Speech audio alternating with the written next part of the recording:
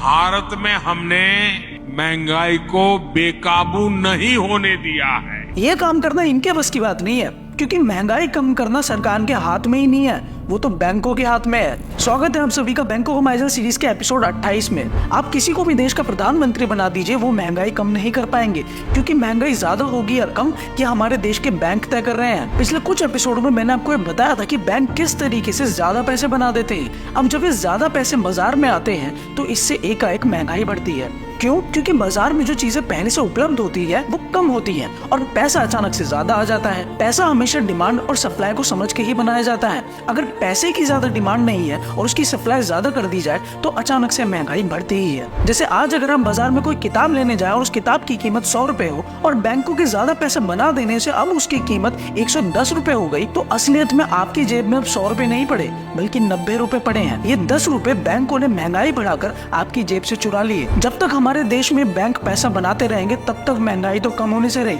अगले एपिसोड में मैं आपको ये बताऊंगा कि अगर महंगाई कम करनी है तो उसके लिए हमें क्या करना होगा।